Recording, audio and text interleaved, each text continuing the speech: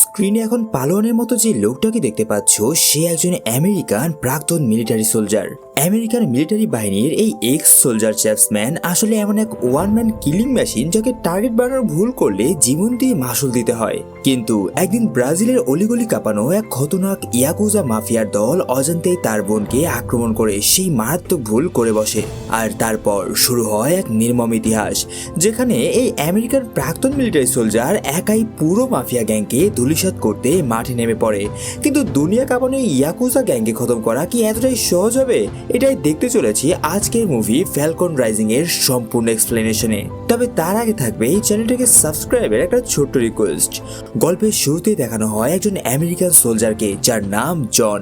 তবে জন ইতোমধ্যে এক নৃশংস ও রক্তক্ষয়ী যুদ্ধক্ষেত্র থেকে জীবন্ত ফিরে এসেছিল, কিন্তু সেই ভয়াল যুদ্ধে সে তার প্রিয় সহযোদ্ধাদের চিরতরে হারিয়েছে। আর তাদের নির্মম মৃত্যুর আক্রোশ ও ক্ষোভ এখনো তার বুকের ভেতর দাও দাও করে ছুটে বেড়াচ্ছে। জন নিজের মনের এই ভয়াবহ ডিপ্রেশন আর মানসিক যন্ত্রণা সহ্য করতে না পেরে সে একদিন তার সামনে রাখা 3টি কাচের গ্লাসে মদ ঢালতে শুরু করে। মদের গ্লাসগুলোর মধ্যে প্রথম গ্লাসটিকে সে একদম সাধারণ রেখে দেয়, দ্বিতীয় গ্লাসটিতে একটা বন্দুকের বুলেট এবং তৃতীয় গ্লাসটিতে 2টি বন্দুকের বুলেট ভরে সে মৃত্যুর এক অদ্ভুত ও বিপজ্জনক খেলা খেলতে শুরু করে। নিজের জীবন বাজি রেখে মৃত্যুর এই খেলা খেলার জন্য সে 2টি গুলি রাখা গ্লাসটিতে হাত রেখে তার যুদ্ধে নিহত প্রতিটি সহযোদ্ধার নাম একে একে গুনতে শুরু করে। তবে এভাবে গুনতে গুনতে তার হাত এক পর্যায়ে সেই 2টো বুলেটওয়ালা গ্লাসে থেমে যায়। ব্যাস এইটা হওয়ার পর জন সেই গ্লাসের মদটুকু ফেলে ভেতরে থেকে সেই 2টি বুলেট তার বন্দুকে লোড করে এবং সোজা তাক করে ধরে নিজের মুখের দিকে। আর এভাবেই চোখের পলকে সে তার বন্দুকের ট্রিগার চেপে দেয়। কিন্তু আজকে ছিল তার লাকি ডে, কারণ বন্দুকের ট্রিগার চাপলেও সেই বন্দুক থেকে কোনো গুলি বের হয় না। এই জন্য সে এবারের মতো বেঁচে যায়। আর এভাবেই সে নিজে ঘরের 4 দেওয়ালের মাঝে বন্দি থেকে সারাদিন বিষাক্ত মদ গিলে সময় কাটায়। কিন্তু আজ হঠাৎ করেই তার ঘরের মদের সমস্ত মজুদ শেষ হয়ে যায়। তাই অনিচ্ছা সত্ত্বেও তাকে স্থানীয় বাজার থেকে নতুন মদ কিনতে বাইরে বের হতে হয়। এরপর জন যখন দোকানের তাক থেকে জিনিসপত্র অত্যন্ত সাবধানে পরীক্ষা নিরীক্ষা করে দেখছিল, ঠিক তখনই হঠাৎ 2জন ডাকাত সদস্য ছিনতাইয়ের উদ্দেশ্যে সেই দোকানে ঢুকে পড়ে।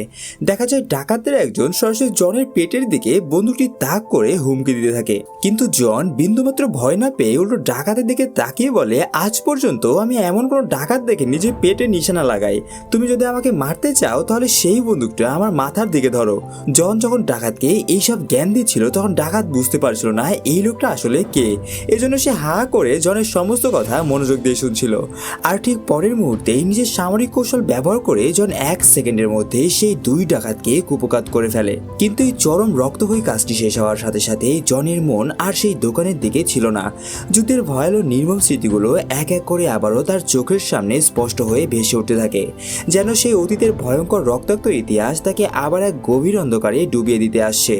ব্যাস সেই রাতে মানসিক যন্ত্রণায় অস্থির হয়ে ঘুমোতে না পেরে জন হিংস্র হয়ে নিজের মুষ্টিবদ্ধ হাত দিয়ে শক্ত দেওয়ালে প্রচন্ড জোরে জোরে আঘাত করতে শুরু করে। সে ক্রমাগত দেওয়ালটিকে ঘুষি মারতে থাকে যতক্ষণ না তার আঙুলের প্রতিটি গাঁট ফেটে রক্ত বের হতে শুরু করেছিল। আর এভাবেই পুরো রাত চলতে থাকে। অবশেষে সকাল হয়, কিন্তু জনের বিভ্রান্ত মস্তিষ্ক তখন এই নতুন দিনের মুখোমুখি হওয়ার জন্য পুরোপুরি তৈরি ছিল না। তার সমস্ত শরীর জুড়ে যেন আগের রাতের মদের এক ভারী হ্যাংওভার চেপে বসেছিল। এমনকি যন্ত্রণায় সোজা হয়ে দাঁড়াতেও তার চরম কষ্ট হচ্ছিল। ঠিক সেই মুহূর্তে ঘরের গেটের শব্দ হয় এবং তার ছোট বোন সিন্ডি ঘরে ঢুকে উচ্চস্বরে তাকে জানায় যে সে আগামী কয়েকদিনের জন্য তার এক প্রিয় বন্ধুর বিয়েতে যাচ্ছে এবং বিয়ের পর্ব শেষ হলে সে ব্রাজিলে ফিরে যাবে। সিন্ডি এই কথা প্রসঙ্গে তাকে আরও জানায় সে বর্তমানে ব্রাজিলের সবচেয়ে বিপজ্জনক ও অপরাধপ্রবণ ফ্লাবেরার এক বস্তি এলাকায় সামাজিক কাজ করছে এবং সেখানে দাতব্য সংস্থার মাধ্যমে একটা বড় পরিবর্তনের চেষ্টা চালাচ্ছে। যদিও জনের মনে আগে থেকে বোনকে নিয়ে এই ধরনের চিন্তা ভাবনা ও আশঙ্কা ছিল, কিন্তু ঘরে ঢুকে জনের উপর নজর রাখতেই সিন্ডি আবিষ্কার করে এক অবাক করা সত্য। সে দেখে যে ডাক্তারের দেওয়া কাজের ওষুধগুলোর বদলে জন বোতলে ছোট ছোট চুইংগাম ভরে রেখে দিয়েছে। সিন্ডি তা থেকে হতাশায় মাথা নেড়ে সেখান থেকে চলে যায়। আর এভাবেই আবার কয়েকদিনের জন্য জীবনের সবকিছু স্বাভাবিক নিয়মে চলতে থাকে। এভাবে কয়েকদিন কেটে যাওয়ার পর আমাদের ব্রাজিলের 2জন পুলিশ অফিসারকে দেখানো হয়। এই মহিলা পুলিশটার নাম ক্যাটরিনা এবং আরেকজনের নাম পাওলো। ক্যাটরিনা এবং পাওলো তাদের এরিয়ার সমুদ্র সৈকতের পাড়ে একটা মেয়ের রক্তাক্ত লাশ খুঁজে পায়।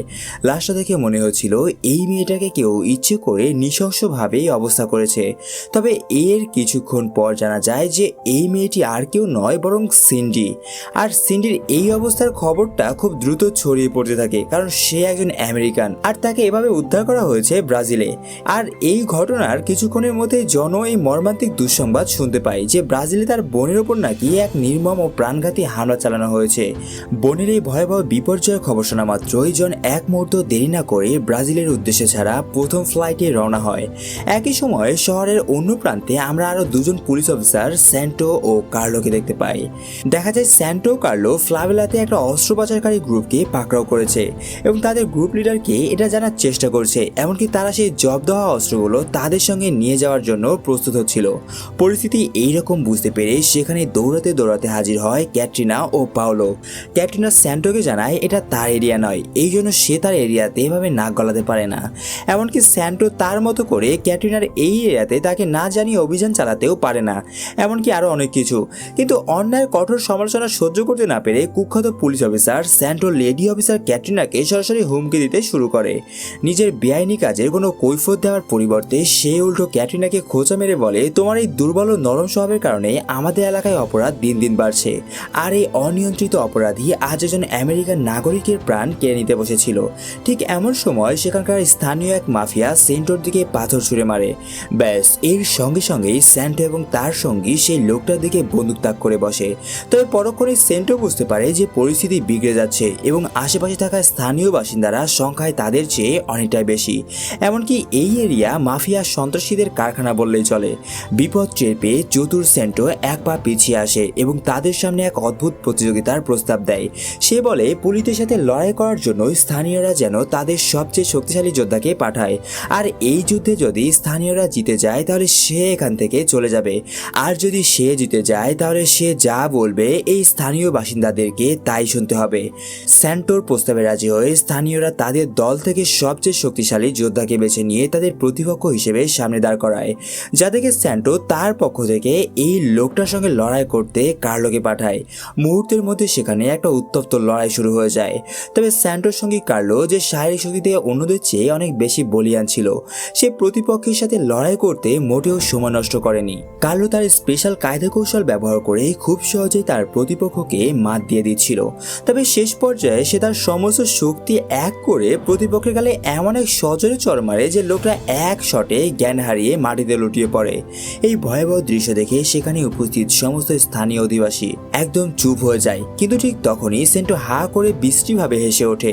চারপাশের এই চরম উত্তেজনার মাঝেও সেন্টোকে দেখে মনে হচ্ছিল না যে সে তো বিন্দুমাত্র বিচলিত হয়েছে, বরং সে অত্যন্ত ঠান্ডা মাথায় তার কাজ চালিয়ে যেতে থাকে, যা মূলত তার মানসিকতার এক নির্মম প্রতিফলন ছিল। এদিকে ঘটনা প্রবাহের মাঝে জন অবশেষে ব্রাজিলের মাটিতে এসে পৌঁছায়। সেখানে পৌঁছানোর সাথে সাথেই আমেরিকার রাষ্ট্রদূত ম্যানি রেডলি তাকে অভ্যর্থনা জানান। ম্যানি মূলত জনের অনেক পুরনো বিশ্বস্ত বন্ধু ও একজন প্রাক্তন কমরেড ছিলেন। এরপর জন সময় নষ্ট না করে দ্রুত হাসপাতালে গিয়ে যখন কোমায় থাকা বোনকে দেখে, তখন বিষাদময় পরিস্থিতিতে জন নিজের অচেতন মানসিকতার ভেতরে এক গভীর অন্ধকারে হারিয়ে যেতে থাকে। হাসপাতালে বোনকে এই অবস্থায় দেখে আবারও সেই ভয়াবহ যুদ্ধক্ষেত্রের বিভীষিকাময় স্মৃতিগুলো তার চোখের সামনে ভেসে ওঠে। চারিদিকে লাশের স্তূপ, রক্তে ভেজা তপ্তবালি এবং অবিরাম গোলাগুলির পর চারপাশে নেমে আসা এক ভুতুড়ে নীরবতা। ঠিক তখনই সেখানে পুলিশ কর্মকর্তা সেন্টো এসে উপস্থিত হয় এবং জনকে অত্যন্ত সতর্ক করে বলে, ফ্লাভেলার এই বস্তি এলাকাটি অত্যন্ত বিপজ্জনক একটা জায়গা, যেখানে কোনো সাধারণ অপরাধী থাকে না। এর কিছুক্ষণ পরেই সেন্টো এবং জন দুজনে মিলে মূল বস্তির দিকে রওনা হয়। পথেই সেন্টো বাস্তবতার রূপ ব্যাখ্যা করে বলে, এই বস্তির ছোট ছোট বাচ্চারা আসলে পরবর্তী প্রজন্মের ভয়ঙ্কর অপরাধী হয়ে উঠবে।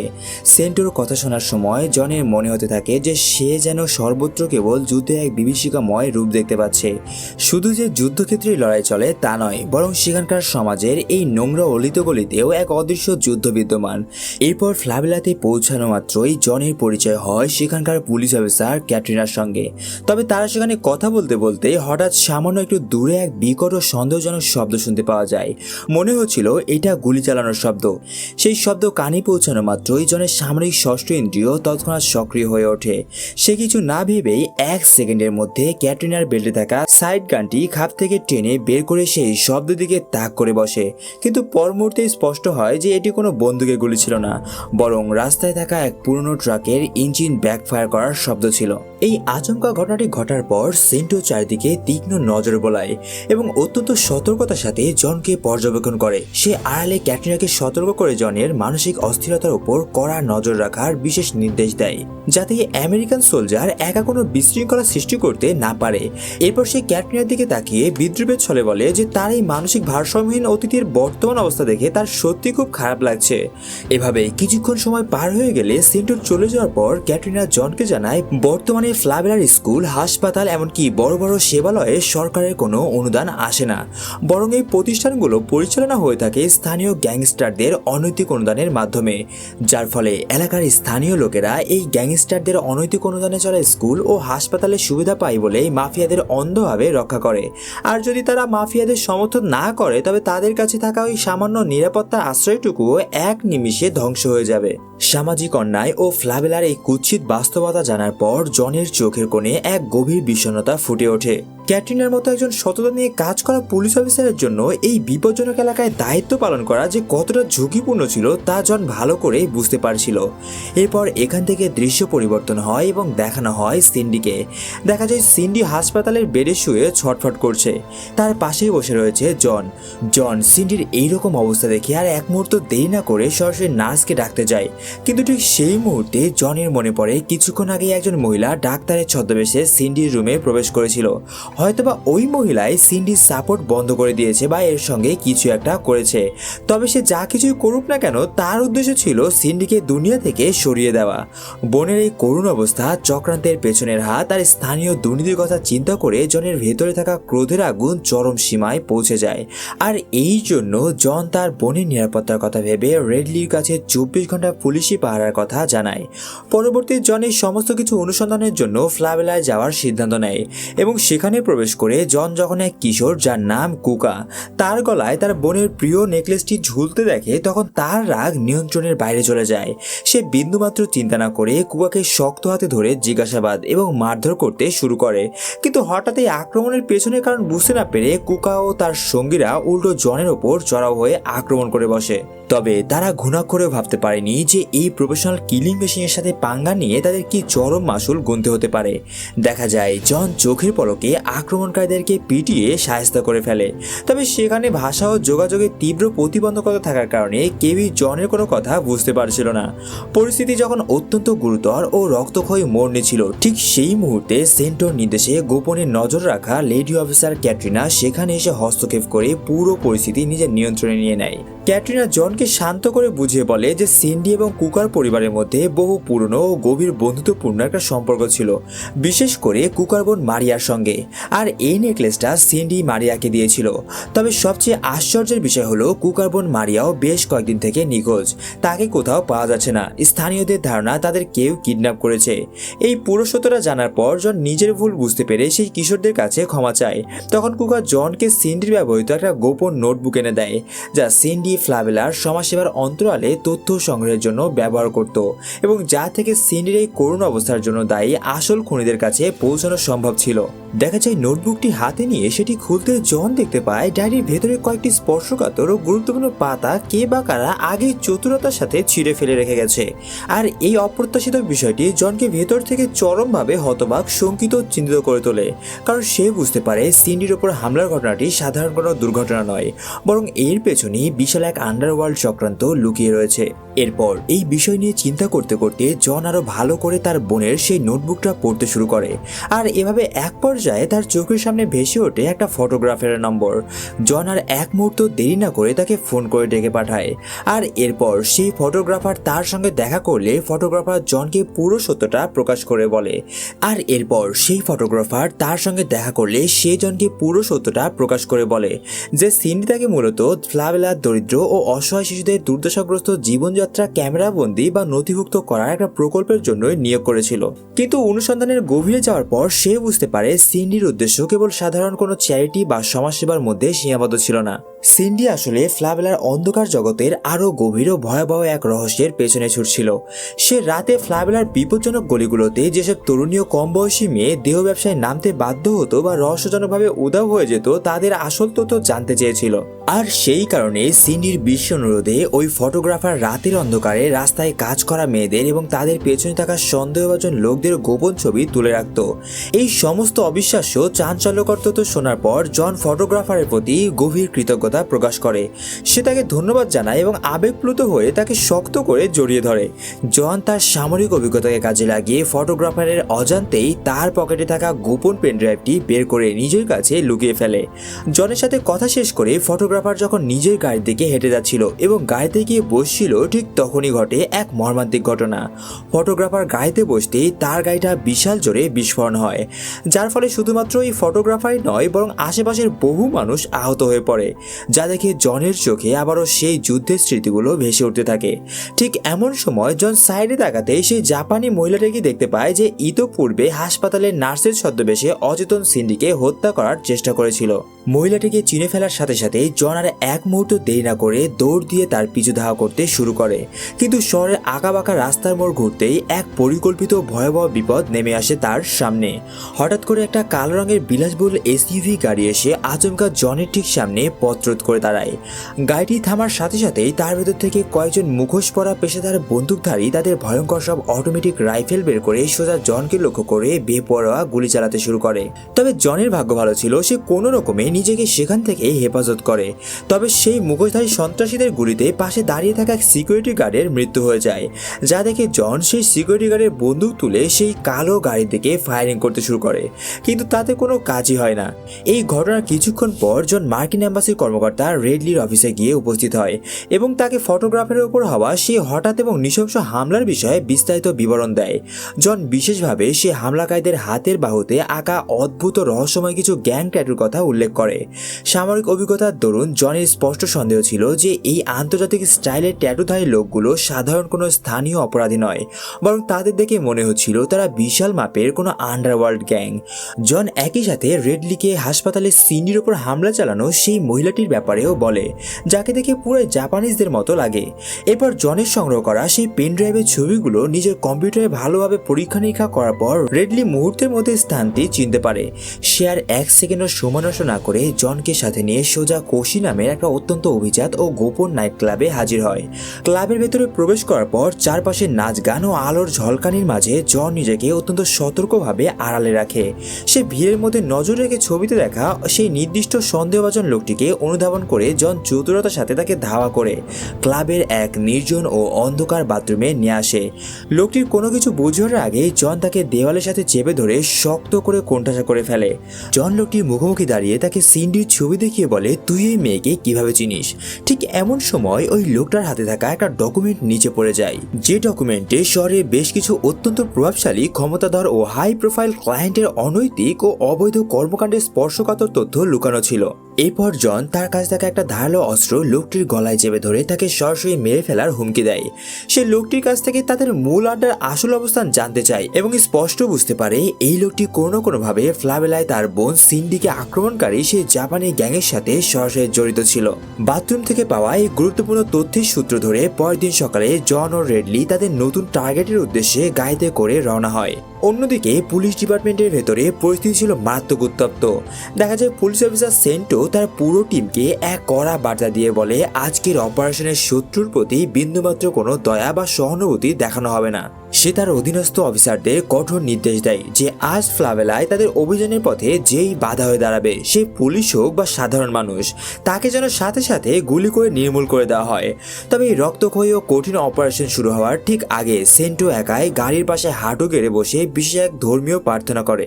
এটি মূলত এমন এক প্রার্থনা ছিল যা সে নিজের ভেতরের অস্থির ও হিংস্র মনকে শান্ত রাখার জন্য অপারেশন শুরু করার আগে সবসময় করে থাকত।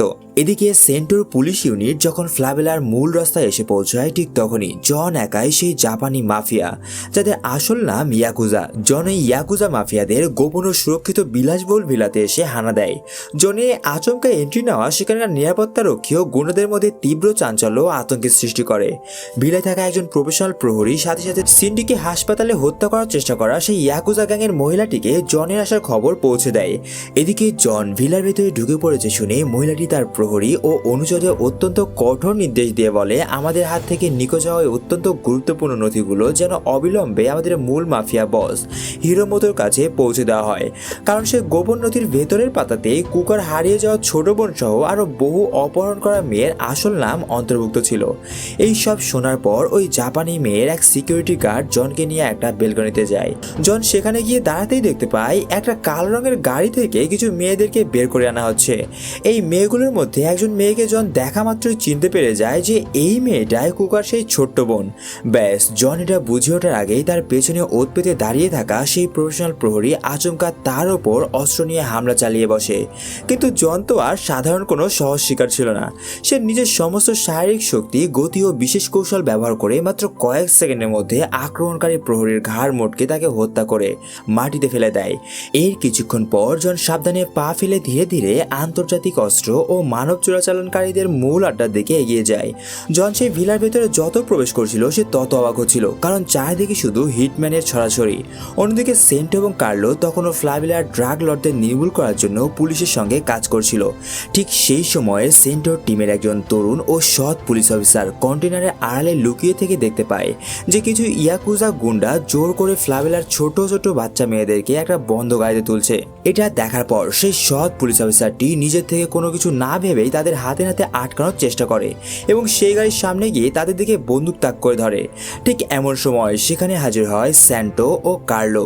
দেখা যায় তারাও সেই কালো গাড়িটির দিকে বন্দুক তাক করে ধরে আছে, কিন্তু শেষ মুহূর্তে সম্পূর্ণ গেম উল্টো যায়। সেন্টো সেই গাড়ির দিকে বন্দুক তাক করে ধরে থাকলেও সে শেষ মুহূর্তে তার সেই সৎ অফিসারের মাথা বরাবর গুলি চালিয়ে বসে। আর এখানে স্পষ্ট হয়ে যায় যে সেন্টো আসলে পুলিশে থাকলেও সে ওই ইয়াকুজা মাফিয়াদের পক্ষ হয়ে কাজ করছে, এবং আরও বোঝা যাচ্ছে যে সেন্টোই হয়তোবা জন এবং সিন্ডিকে ওই নির্মম নিরীহভাবে ঘায়াল করেছিল। এরপর দেখা যায় সেন্টো সেই জাপানি মেয়েটাকে ফোন করছে এবং তাকে তার হিস্সার টাকাগুলো দিয়ে দিতে বলে। এইটা শুনে ওই জাপানি মেয়েটা তাকে জানায় যে তার পাওনা টাকা প্রত্যেকবারের মতোই সমুদ্রের তীরে একটা বোটে রাখা আছে। এরপর ওই জাপানি মেয়েটি ফোন করে তার বস হিরোমোতোকে এবং তাকে জানায় একজন আমেরিকান সোলজার তাদের পেছনে উঠে পড়ে লেগেছে, তাই তাকে রাস্তা থেকে যেভাবেই হোক সরিয়ে ফেলতে হবে। তাদের মধ্যে এভাবে কথা হচ্ছিল। ঠিক এমন সময় নাইট ক্লাবের সেই লোকটি যার কাছ থেকে জন গুরুত্বপূর্ণ নথিপত্রগুলো কেড়ে নিয়েছিল, সে ভয়ে কাঁপতে কাঁপতে তাদের বস হিরোমোতোর মুখোমুখি হয়। এই লোকটার নাম লিমা। লিমা ভালো করেই জানতো যে নিজের কাজের এই মারাত্মক ভুলের মাসুল তাকে নিজের জীবন দিয়ে দিতে হবে। লিমার ব্যর্থতায় হিরোমোতো প্রচন্ড ক্ষিপ্ত হয়ে ওঠে। এরপর চোখের সামনে ঘটে এক নির্মম দৃশ্য। ইয়াকুজা গ্যাং লিডার হিরোমোতো তার ধারালো ঐতিহ্যবাহী কাটানা তলোয়ার বের করে এক সিঙ্গেল আঘাতেই তাকে খতম করে দেয়। এরপর এখান থেকে দৃশ্য পরিবর্তন হয় এবং দেখা যায় জনকে। জন আস্তে আস্তে হিরোমোতোর আস্তানার ভেতরে চলে এসেছে, তবে সে ভেতরে আসতে ইয়াকুজা মাফিয়া বাহিনী তাকে চিনে ফেলে এবং চারিদিক থেকে ঘিরে ফেলে। এটা থেকে জন বুঝতে পারে তাকে এখন কি করতে হবে, যার জন্য সে আর এক মুহূর্ত দেরি না করে তার ফাইটিং স্কিল দিয়ে তাদের সবাইকে কুপঘাত করে দেয়। ঠিক যখন জন তাদের সবাইকে শেষ করে দিয়ে নিশ্চিন্ত হতে যাচ্ছিল, ঠিক তখনই সেখানে সেন্টো আর তার দানবীয় পার্টনার কার্লো এসে তার দিকে বন্দুক তাক করে। সেন্টো ও কার্লোর হাবভাব দেখে বোঝা যাচ্ছিল তাদের উদ্দেশ্য কেবল পুলিশ হিসেবে অপরাধ দমন করা ছিল না, তাদের আসল উদ্দেশ্য ছিল কোনো মতে জনকে পদ থেকে সরিয়ে দেওয়া। কারণ জন ইয়াকুজার শত কোটি টাকার বেআইনি মানব পাচার ব্যবসায় বারবার হস্তক্ষেপ করছিল এবং তাদের প্ল্যান ভণ্ডুল করে দিচ্ছিল।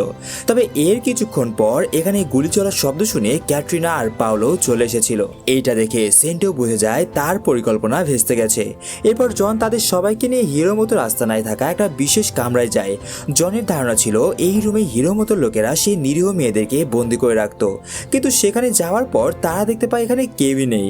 সেখানে কেউ থাকবে কিভাবে, কারণ হিরোমোতোর লোকেরা এই সকল মেয়েদেরকে আগেই এখান থেকে সরিয়ে ফেলেছিল। এরপর জন সেখান থেকে সবার সামনে সেই ব্রিফকেসটির ভেতরে গোপন সত্যিটা খুলে বলে, যেটিতে এমন সব সংবেদনশীল নথিপত্র ছিল যা দিয়ে তারা খুব সহজেই আন্তর্জাতিক অপহরণ চক্রের মূল পাণ্ডুদের ধরতে পারবে এবং অপহৃত অসহায় মেয়েদের উদ্ধার করার প্রচুর অজানা তথ্য পাওয়া যাবে। কিন্তু সেন্টো এইসব কথায় কান্না দিয়ে সে অত্যন্ত কড়া ও হুমকি সুরে জনকে অবিলম্বে ব্রিফকেসটি তার হাতে হস্তান্তর করতে বলে। আর এইটা শুনে জন পরিষ্কার বুঝতে পারে যে সেন্টো কি চাইছে, তাই সে এই মুহূর্তে অযথা ঝামেলা না করে পরিস্থিতির কৌশল বিবেচনা করে তা মেনে নেয় এবং ব্রিফকেসটি সেন্টোর হাতে তুলে দেয়। এবং এরপর জন সেখান থেকে চলে চলে যেতে লাগলে জনের সন্দেহ হয় যে এই সমস্ত কিছুর পেছনে হয়তোবা সেন্টো আছে। তাই সে ক্যাটরিনাকে হসপিটালে তার বোনের কাছে যাওয়ার জন্য বলে সে লুকিয়ে সেন্টোর গাড়ির পেছনের ট্যাঙ্কারে লুকিয়ে পড়ে। দেখা যায় জন সেন্টোর গাড়িতে করে সোজা রিও ডি জেনেরোর মূল আন্তর্জাতিক বন্দরের দিকে রওনা হচ্ছে, কারণ সেখানেই বন্দরের নির্জন কন্টেইনার জোনে ইয়াকুজা মাফিয়ারা পাচার করা মেয়েদের জাহাজে করে অন্য জায়গায় নিয়ে যাওয়ার কথা ছিল এবং সেখান থেকে সেন্টো তার এই বেআইনি কাজের মোটা অঙ্কের টাকা সংগ্রহ করার কথা ছিল। এইদিকে দেখা যায় হসপিটালে আবারও সেই জাপানি মহিলাটি সিন্ডিকে মারতে এসেছে, কিন্তু এইবার সে সিন্ডিকে স্পর্শ করার আগে ইন্সপেক্টর ক্যাটরিনা তাকে সোজা ফায়ার করে দেয়। অন্যদিকে পোর্টে পৌঁছে জন দেখতে পায় এখানে অল্প বয়সী তরুণী মেয়েদেরকে একটা কন্টেনারে ভরে জাপানে নিয়ে যাওয়া হচ্ছিল। নিজের চোখে এই সব কিছু দেখে জন মার্কিন রাষ্ট্রদূত রেডলিকে ফোন করে পুরো পরিস্থিতির কথা বিস্তারিত জানায়। ফোন পাওয়ার পর রেডলি জনকে একা পুরো মাফিয়া গ্যাং ও দুর্নীতিগ্রস্ত পুলিশদের মোকাবেলা না করার জন্য বারবার সতর্ক ও বারণ করে দেয়। কিন্তু রেডলি মনে মনে এটাও জানতো যে জনের মতো প্রফেশনাল ও একগুয়ে সোলজার কখনোই তার এই বারণ শুনবে না এবং নিজের বোনকে আঘাত করার বদলা সে অবশ্যই নেবে। এরপর দেখা যায় পোর্টের সেই অন্ধকারের মাঝে কন্টেনারের জন্য শুরু হয় এক রক্তক্ষয়ী সংঘর্ষ।